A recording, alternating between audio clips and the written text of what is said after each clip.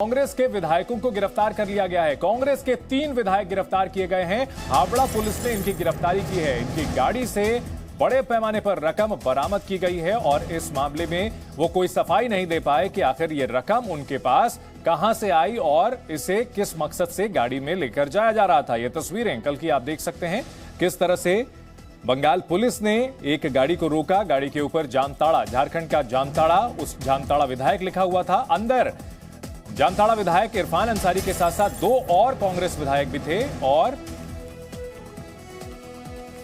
पश्चिम Bengal CID को case सौंपा गया है। पश्चिम बंगाल सीआईडी को केस सौंपा गया है। इनमें 3 विधायकों समेत 5 लोगों की गिरफ्तारी हुई है। पश्चिम बंगाल सीआईडी इस मामले की जांच कर रही है। 3 विधायक जो कि कांग्रेस के हैं, कांग्रेस ने अपने इन विधायकों को सस्पेंड कर दिया है पार्टी से। कांग्रेस के 3 एमएलए एक गाड़ी में सवार थे। गाड़ी जामताड़ा के विधायक इरफान अंसारी की और उसमें बड़े पैमाने पर कैश बरामद किया गया है। अब पता लगाने की कोशिश की जा रही है आखिर विधायकों की गाड़ी में ये कैश कहां से आया। निलंबित विधायकों को गिरफ्तार भी कर लिया गया है। पश्चिम बंगाल सीआईडी को यह केस सौंपा गया है। झारखंड के 3 कांग्रेस विधायक कैशकांड में गिरफ्तार कर लिए गए हैं। गिरफ्तारी से पहले कांग्रेस ने पार्टी से उन्हें निलंबित कर दिया था। झारखंड कांग्रेस प्रभारी अविनाश पांडे ने जी न्यूज से खास बातचीत की और बीजेपी पर गंभीर आरोप लगाए। झारखंड कांग्रेस के प्रभारी अविनाश पांडे जी हमारे साथ हैं। सर, ये देखा जा रहा है कि आपके विधायक कैश लेकर जा रहे थे कलकत्ता, उनको पकड़ा गया है। आप आरोप लगा रहे हैं कि बीजेपी के लोग ऐसा कर रहे हैं, लेकिन आखिर कलकत्ता क्यों जाएंगे? बीजेपी के लोग तो जाएंगे तो असम जाएंगे, कहीं और जाएंगे, ऐसा कहा जा रहा है बीजेपी। रविवार मैं कोई आरोप नहीं लगा रहा हूं। ये जो प्रत्यक्ष रूप से जो वास्तविकता है, देखिए, उसको नकारा नहीं जा सकता। ये हमारे पार्टी के विधायक हैं, हमारे परिवार के सदस्य हैं। इससे पहले भी इनसे कुछ गलती हुई थी, उसको भी हमने नज़रअंदाज किया, मौका दिया।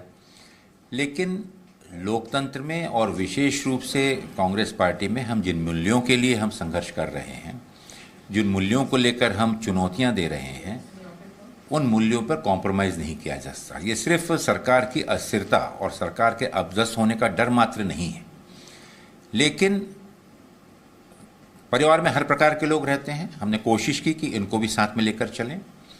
एक अच्छा परिवार का बैकग्राउंड भी था हमारे 1-2 विधायकों का, लेकिन जब सबूतों के साथ में हर चीज़ सामने आती है तो उसको नज़रअंदाज करना उचित नहीं होता। और कोई भी बीमारी इससे पहले कि शरीर के अन्य अंगों में फैले, उसको अगर हम जल्दी उसका इलाज कर दें तो ज़्यादा बेहतर। नहीं, 3 तो आपने सस्पेंड किए हैं जिनको जो प्रत्यक्ष रूप से दिख रहे हैं, लेकिन कहा जा रहा है कि जैसे राष्ट्रपति चुनाव में आपको क्रॉस वोटिंग लोगों ने की, आपको डर था और ये माना जा रहा था कहीं ना कहीं झारखंड में अस्थिर करने की सरकार कोशिश हो रही है। तो क्या और विधायकों की भी कोई स्थिति है, ऐसी लिस्ट है कि कितने और विधायक हैं जो गड़बड़ कर सकते हैं, उनका भी इलाज करना जरूरी है?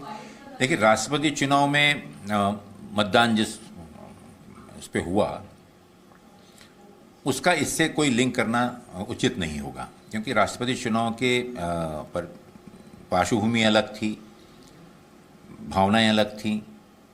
राष्ट्रपति चुनाव के बारे में पार्टी भी समझती है कि क्या उचित है, क्या नहीं है। लेकिन पार्टी लाइन पे एक बार जब निर्णय ले लिया जाता है तो स्वाभाविक है, अगर उस लाइन पे आप नहीं चलते तो पार्टी विरोधी माना जाता है। उस बारे में माननीय कांग्रेस लेजिस्लेटिव पार्टी के हमारे जो नेता हैं और हमारे प्रदेश कांग्रेस कमेटी के अध्यक्ष, दोनों के साथ में काफ़ी विस्तार में मेरी चर्चा हुई। मैं विधायकों के साथ भी व्यक्तिगत रूप से मिला हूं, लेकिन कुछ मुद्दों के ऊपर में और ज़्यादा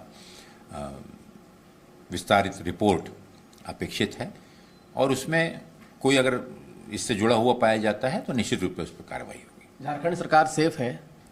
भाई, आज की तारीख में बतला दूं कि झारखंड सरकार को किसी भी प्रकार का खतरा नहीं है, लेकिन आप स्वयं महसूस कर रहे हैं कि जिस प्रकार से पिछले 4 महीनों से ईडी का दुरुपयोग किया जा रहा है या ईडी के माध्यम से अन्य संवैधानिक संस्थाओं के माध्यम से एक आतंकित करने का, डराने का एक प्रयत्न किया जा रहा है, उसके चलते हुए हमें सतर्क रहने की आवश्यकता है। डर है या सतर्क है? डर के चलते ही सतर्क रहना होगा, उस डर से चलते सतर्क रहना होगा। चलिए, बहुत धन्यवाद। रवि त्रिपाठी, जी मीडिया, दिल्ली।